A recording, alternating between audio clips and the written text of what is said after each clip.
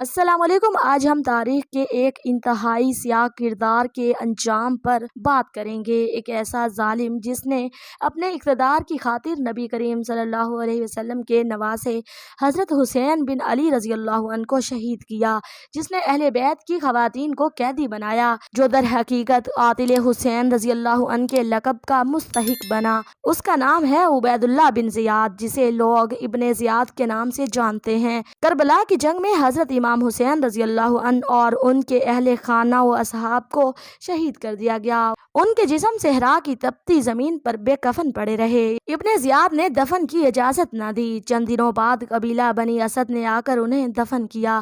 شہادت کے بعد امام زین العابدین، بی بی زینب اور دیگر اہل بیت کی خواتین و بچے قیدی بنائے گئے۔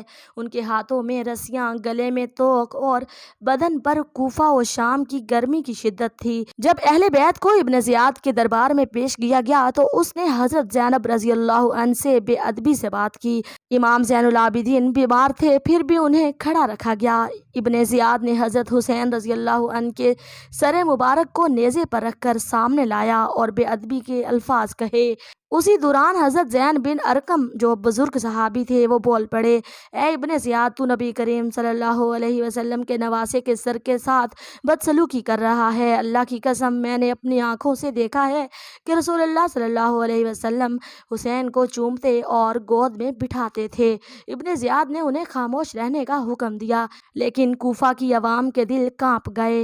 ابن زیاد نے اہل بیت کو زنجیروں میں جکڑ کر دمشق بھیج دیا۔ قافلہ کربلا، کوفہ اور شام کے راستوں سے گزرا۔ لوگ حیران تھے کہ یہ کون قیدی ہیں۔ جب پتہ چلا کہ یہ نبی کریم صلی اللہ علیہ وسلم کے گھرانے کے لوگ ہیں تو کئی شہروں میں رنج و غم کی کیفیت چھا گئی۔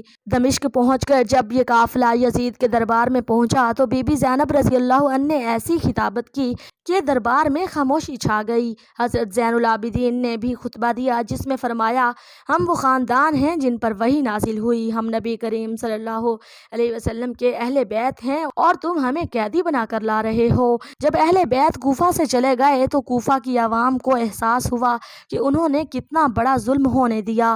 ابن زیاد نے کوفہ کے لوگوں کو ڈرا کر حسین رضی اللہ عنہ کا ساتھ چھوڑنے پر مجبور کیا تھا، لیکن اب وہی لوگ ابن زیاد سے نفرت کرنے لگے۔ کئی کوفیوں نے توبہ کی، کچھ نے سجدہ کرتے کرتے اپنی جان دے دی، کچھ نے خفیہ طور پر ابن زیاد کے خلاف منصوبے بنانا شروع کیے۔ کچھ سال بعد حضرت مختار بن ابو عبیدہ ثقفی نے کوفہ میں بغاوت کی۔ انہوں نے اعلان کیا کہ ہم قاتلان حسین رضی اللہ عنہ سے بدلہ لیں گے، ہم ابن زیاد کو کیفر کردار تک پہنچائیں گے۔ مختار نے اہل بیت کی محبت کا اظہار کیا اور ہزاروں لوگوں کو اپنی جماعت میں شامل کیا۔ حضرت ابراہیم بن مالک اشتر حضرت علی رضی اللہ عنہ کے قریبی ساتھی حضرت مالک اشتر کے بیٹے اس لشکر کے سالار بنے۔ ابن زیاد شام واپس بھاگا۔ یزید نے اسے خراسان اور عراق کے معاملات سونپے، لیکن عوام کی نفرت اس کے ساتھ تھی۔ ابن زیاد نے یزید سے فوج مانگی تاکہ مختار اور اس کے لشکر کو ختم کرے۔ چنانچہ وہ ایک بڑا لشکر لے کر عراق کی طرف بڑھا، لیکن اسے اندازہ نہیں تھا کہ اب اس کا سامنا جذبات سے بھرے ان لوگوں سے ہے جو امام حسین رضی اللہ عنہ کے انتقام کے لیے نکلے ہیں۔ ابن زیاد کی فوج اور حضرت ابراہیم بن مالک اشتر کی فوج کا آمنا سامنا مقام خازر پر ہوا۔ یہ جنگ سن 67 ہجری میں ہوئی۔ ابراہیم بن مالک اشتر نے ایسی بہادری دکھائی کہ ابن زیاد کے سپاہی میدان چھوڑ کر بھاگنے لگے۔ خود ابن زیاد ایک خچر پر سوار ہو کر بچنے کی کوششیں کرنے لگا، لیکن حضرت ابراہیم کے سپاہیوں نے اسے گھیر لیا۔ ابن زیاد کو قتل کر دیا گیا اور اس کا سر قلم کر کے حضرت مختار کے پاس کوفہ بھیجا گیا۔ روایات کے مطابق حضرت مختار نے ابن زیاد کا سر حضرت امام حسین رضی اللہ عنہ کے مزار پر لایا اور وہاں دفن شہداء کے قریب رکھ کر اعلان کیا: اے حسین، یہ تیرے قاتل کا سر ہے جسے ہم نے تیرے خون کا بدلہ لیتے ہوئے کاٹا ہے۔ اس موقع پر اہل کوفہ کے لوگ بڑی تعداد میں جمع ہو گئے۔ ابن زیاد کا انجام ایسا عبرتناک تھا کہ مورخین نے لکھا: نہ کوئی اس کا جنازہ پڑھنے والا تھا، نہ دفن کرنے والا۔ وہی شخص جو حسین رضی اللہ عنہ کے جنازے کو روکنے والا تھا خود بے گور و کفن مر گیا۔